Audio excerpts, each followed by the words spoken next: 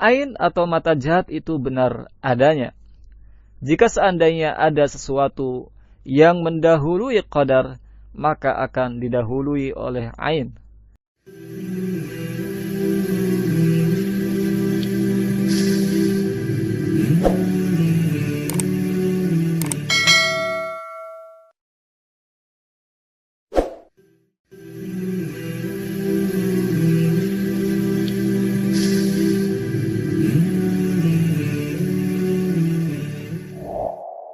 Alhamdulillah, wassalatu wassalamu ala rasulillah, wa ala alihi wa sahbihi wa man walah, amma ba'd.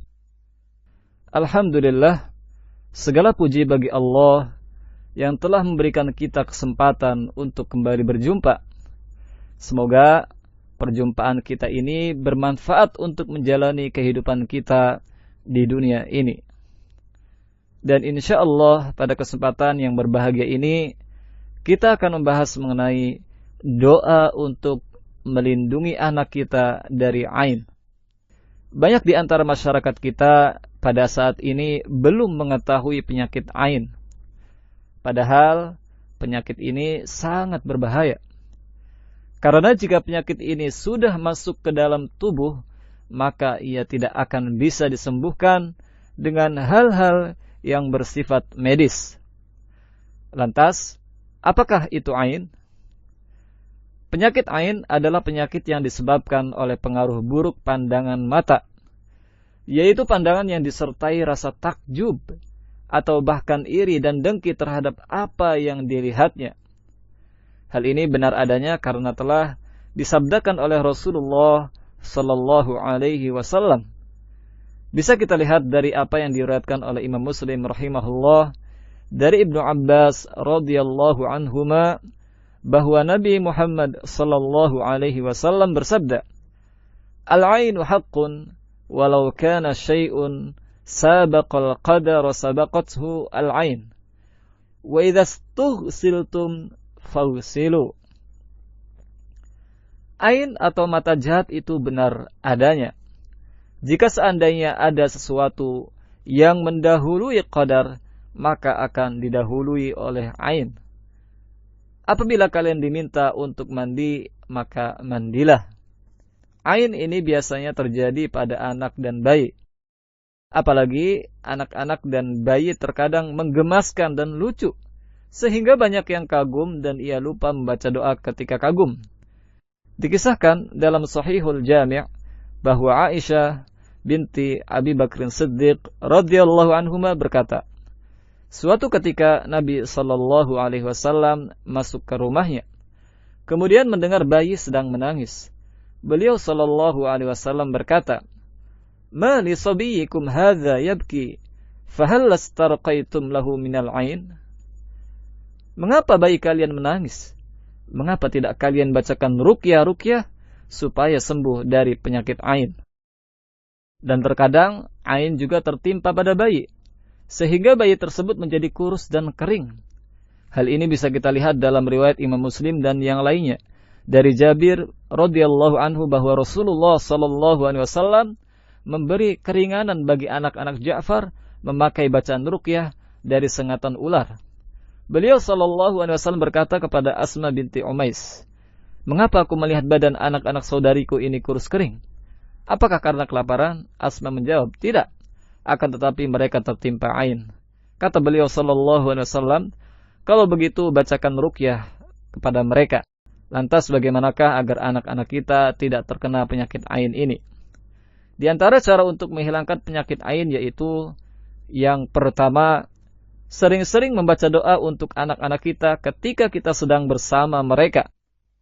Hal ini bisa kita lihat dalam riwayat Imam Bukhari rahimahullahu ta'ala bahwa Rasulullah sallallahu alaihi wasallam memperlindungkan Al-Hasan dan Al-Husain radhiyallahu anhuma. Beliau berdoa, "U'idzukuma bikalimatillahi tammah min kulli syaitanin wahammah wa min kulli ainin lammah." Aku berlindung kepada Allah untuk kalian berdua dengan kalimat-kalimat Allah yang sempurna dari segala syaitan, binatang yang berbisa, dan pandangan mata yang jahat. Yang kedua yaitu jangan sering-sering menceritakan atau membangga-banggakan anak kita kepada orang lain. Dan yang ketiga, jika sudah terkena ain dan kita mengetahui orang yang melakukan tindakan ain tersebut, maka ia diminta untuk mandi atau berwudu, kemudian air bekas mandi orang tadi digunakan untuk mandi, disiram atau juga dibasuh pada orang yang terkena ain. Imam Ibnu Majah dan yang lainnya mengisahkan dari Abu Umamah, dia berkata bahwa Amir bin Rabi'ah melihat Sahal bin Hunayf sedang mandi.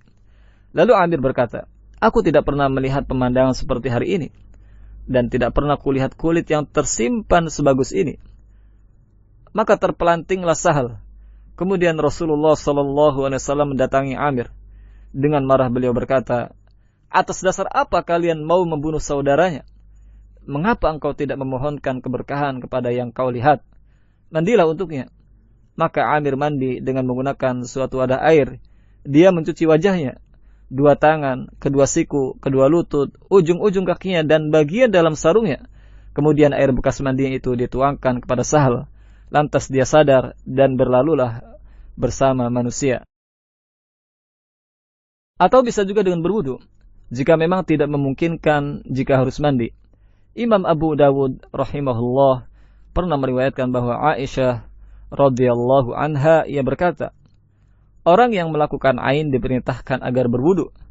Kemudian orang yang terkena ain mandi dari air bekas wudu tadi. Jika pelakunya tidak diketahui, maka hendaknya kita menempelkan tangan kita ke atas kepala penderita ain tersebut, sebagaimana yang diriwayatkan oleh Imam Muslim rahimahullah. Kemudian membaca doa, Bismillahi arqika min kulli syai'in yu'zika min syarri kulli nafsin aw ainin hasidin Allahu yashfik Bismillahi arqik. Dengan nama Allah, aku meruqyahmu dari setiap sesuatu yang menyakitimu dan dari kejelekan setiap jiwa atau mata yang dengki. Allah lah yang menyembuhkanmu. Dengan nama Allah, aku meruqyahmu. Atau doa yang lainnya yang juga diriwayatkan oleh Imam Muslim rahimahullah, yaitu Bismillahi yubrik wa min kulli da'in yashfik wa min syarri hasidin idza hasad wa min syarri dhi ain.